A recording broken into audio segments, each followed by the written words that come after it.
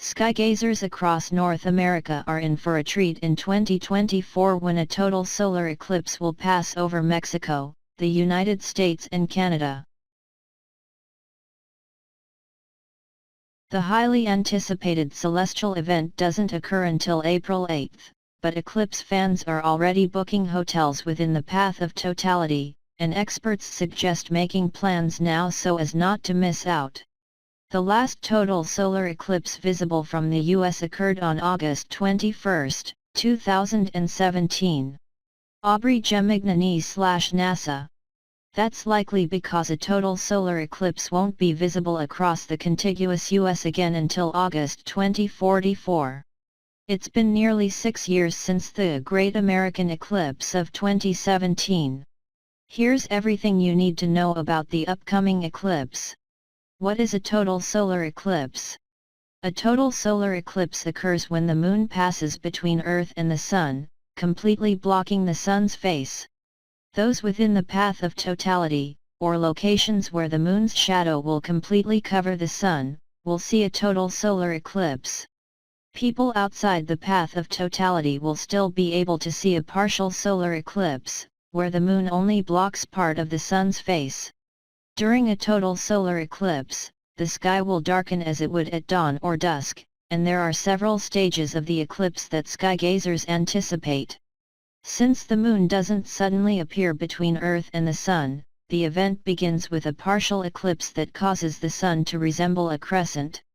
Depending on your location, the partial eclipse can last between 70 to 80 minutes, according to NASA. When the Moon begins to cross in front of the Sun, the star's rays will shine around valleys on the Moon's horizon, creating glowing drops of light around the Moon in a phenomenon called Baily's beads. The Baily's beads effect was visible as the Moon moved across the Sun during the total solar eclipse on August 21, 2017, above Ross, Oregon. Aubrey Gemignani/NASA. As totality nears, Baily's beads will quickly disappear until a single point of light remains, resembling a glistening giant diamond ring. The diamond ring will disappear when totality arrives, and there is no longer any sign of direct sunlight. Bright stars or planets may shine in the dark sky, and the air temperature will drop as the Sun disappears. The sudden darkness causes animals to grow quiet. The chromosphere, or part of the Sun's atmosphere, may glow in a thin pink circle around the Moon during totality, while the Sun's hot outer atmosphere, or corona, will appear as white light. As the Moon continues its trek across the Sun's face, the diamond ring and Baily's beads and the partial solar eclipse will appear on the opposite side of the Moon until the Sun fully reappears. Where can I see the eclipse? The total solar eclipse will be visible in parts of Mexico, Canada, and more than 10 U.S. states, while the partial solar eclipse is expected to appear in 49 states weather permitting.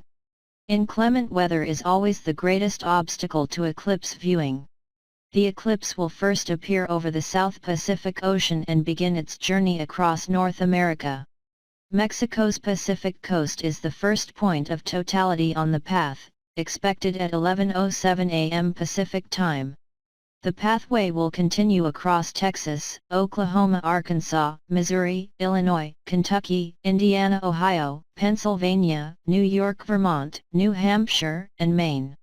Then, it will cross over Canada in southern Ontario, Quebec, New Brunswick, Prince Edward Island and Nova Scotia, ending on the Atlantic coast of Newfoundland at 5:16 p.m., 3:46 p.m. Eastern Time. A map shows the path of the annular solar eclipse in October in yellow circles and the 2024 total solar eclipse in blue circles. Scientific Visualization Studio /NASA. When is the next solar eclipse? An annular solar eclipse will cross North, Central, and South America on October 14 and will be visible to millions in the Western Hemisphere. This type of eclipse is similar to a total solar eclipse, except the Moon is at the farthest point in its orbit from Earth, so it can't completely block the Sun. Instead, Annular solar eclipses create a ring of fire in the sky as the sun's fiery light surrounds the moon's shadow. The annular solar eclipse will take a different path, beginning in the US and passing from the Oregon coast to Texas Gulf Coast, appearing in Oregon, Nevada, Utah, New Mexico, and Texas. The annular eclipse will also be visible in parts of California, Idaho, Colorado, and Arizona. After leaving the US, the eclipse will cross Mexico, Belize, Honduras, Panama, and Colombia before ending off the Atlantic coast at Natal, Brazil. How do I safely view the eclipse?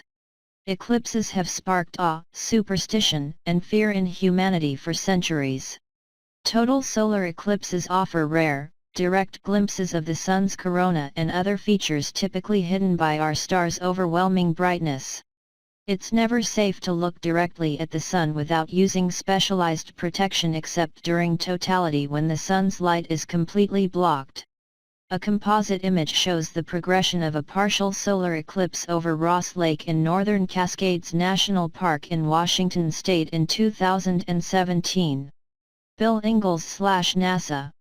At any hint of reappearing sunlight, wear certified eclipse glasses or use a handheld solar viewer. Separately, you can observe the sun with a telescope, binoculars, or camera that has a special solar filter on the front, which acts the same way eclipse glasses would. Sunglasses won't work in place of eclipse glasses or solar viewers, which are thousands of times darker and held to an international standard. Don't use torn, scratched, or damaged eclipse glasses or solar viewers. Don't look at the sun through any optical device, camera's lens, telescope, binoculars while wearing eclipse glasses or using a handheld solar viewer, according to NASA. Solar rays can still burn through the filter on the glasses or viewer, given how concentrated they can be through an optical device, and can cause severe eye damage. Astronauts captured an image of the Moon's shadow on Earth during the 2017 total solar eclipse from their perspective on the International Space Station. NASA. Eclipses can also be viewed indirectly using a pinhole projector, like a hole punched through an index card. These function by standing with your back to the sun and holding up the card.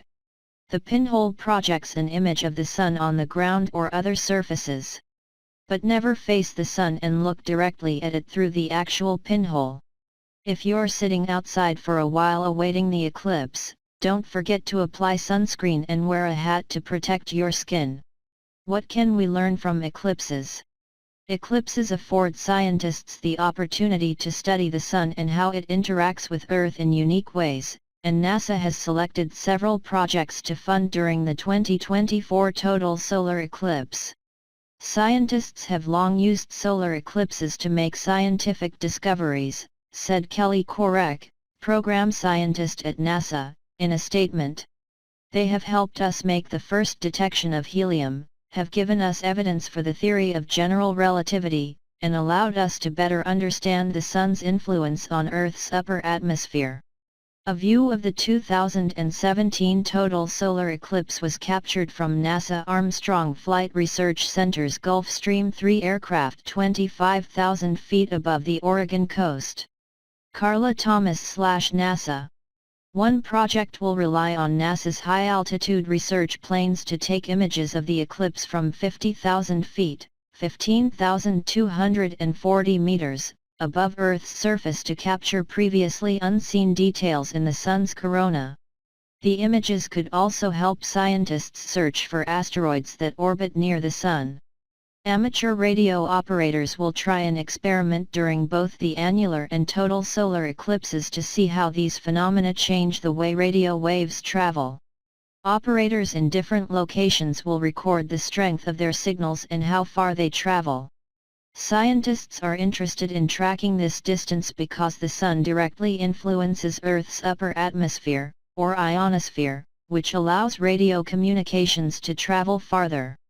But when the moon blocks the sun, that can change. This composite image, made from 7 images, shows the International Space Station passing by during a partial solar eclipse in 2017. Joel-Kowski/NASA.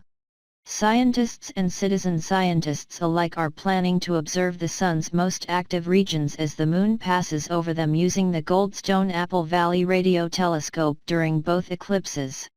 The Sun is currently approaching solar maximum in July 2025, and scientists are eager to capture this peak of activity through a variety of observations that can only occur during eclipses.